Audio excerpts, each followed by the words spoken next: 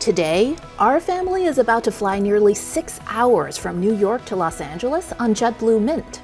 If you want to fly JetBlue Mint as well, there's one really important mistake you need to avoid when booking. So make sure you stick around to find out what it is and exactly how much we paid for this flight. But first, here's how we began. JetBlue flies out of Terminal 5 at JFK, and while I generally like the look and feel of this terminal, one drawback is the airport security setup.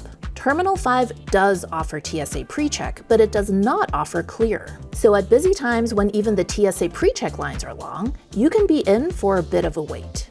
Now, one huge drawback of flying JetBlue Mint versus any other transcontinental premium options is that JetBlue Mint does not have its own lounges. Recently, JetBlue passengers were able to access the American Airlines Admirals Club even if they were not flying American, as long as they were club members. But I would imagine that access has now been revoked, since the DOJ forced JetBlue and American to end their Northeast Alliance partnership. So all that to say, unfortunately, there's no premium ground experience to be had when you're flying JetBlue Mint.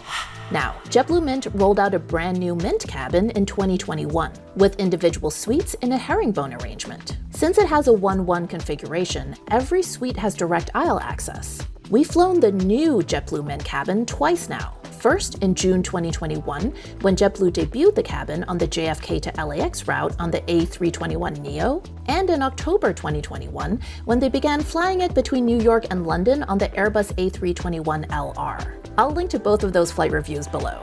Today, however, we're flying the old JetBlue Mint cabin. It's our very first time trying this older product, so I'm curious to see how it stacks up. The boarding process was smooth, with Mint and Mosaic passengers boarding first.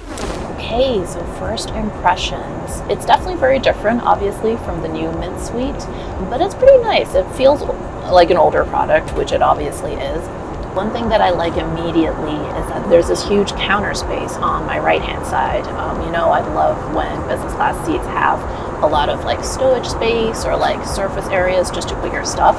And so that is definitely really nice right off the bat. Now, one thing that I'm not loving is the IFE. It's the same basically interface as the regular coach flights, and it's that really sticky interface that's really hard to move around.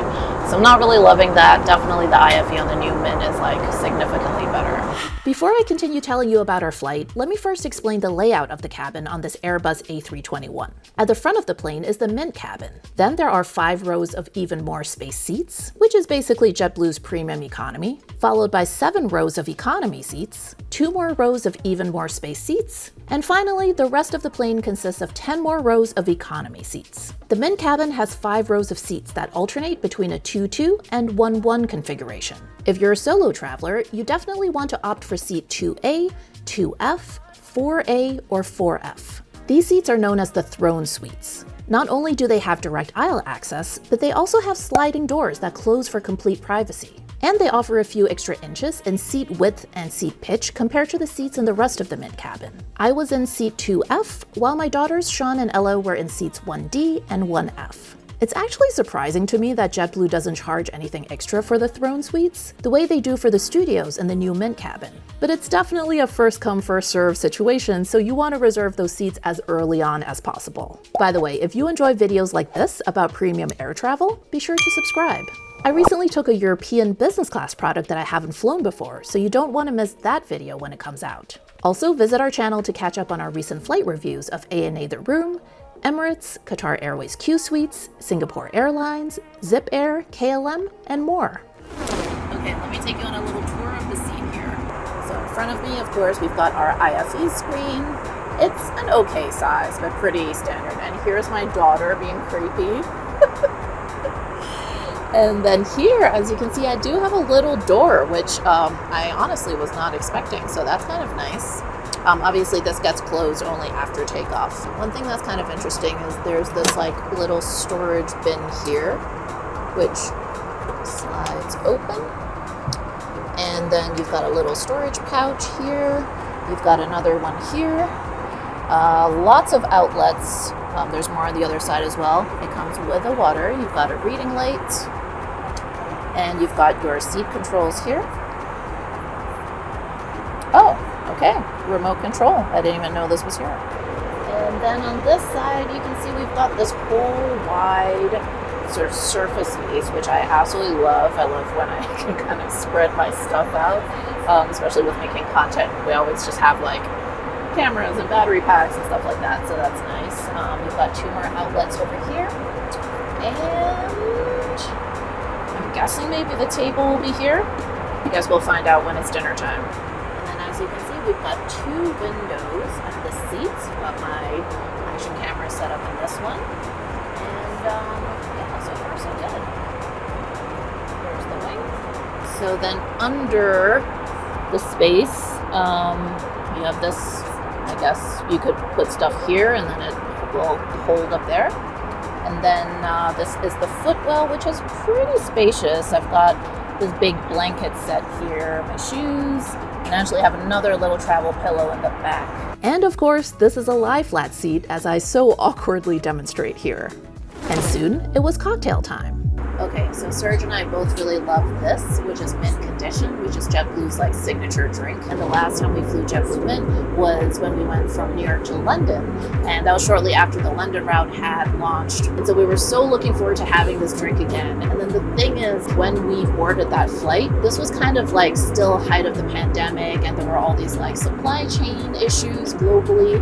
And for whatever reason, they didn't have all of the ingredients to make the Mint Condition. So we just couldn't have it at all on that flight. And me and Serge were so bummed because like that was definitely a highlight the first time we had flown JetBlue Mint, and we were really looking forward to having it again. So I'm glad that at least on this flight, they're back. Okay, let's talk about the food. JetBlue partners with Delicious Hospitality Group for its Meals on Mint. This restaurant group runs several popular restaurants in New York. The meals on this flight were from Charlie Bird, which serves Italian-inspired new American fare. We had 5 small plates to choose from, 2 cold, 3 warm. I had panzanella, a barley salad, and some cavatelli. The food was not as good as on previous JetBlue Mint flights we've taken, so it seems like the quality of their catering has unfortunately gone down a bit. So, what's the big mistake to avoid when booking JetBlue Mint? Well, there are actually not 1, but 2 mistakes to avoid. The first mistake is booking this old Mint cabin when you were hoping to fly the snazzy new Mint cabin. JetBlue does not make it easy to see what product you're booking, so you have to check the seat map to find out.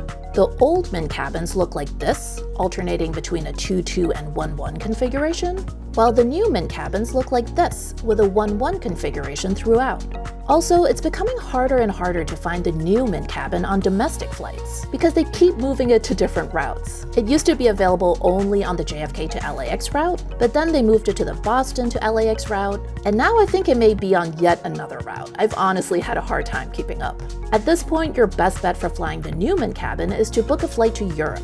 JetBlue currently flies to London and Paris, and they'll soon start flying to Amsterdam as well. The second big mistake to avoid is booking the wrong seat when you fly the old Mint cabin.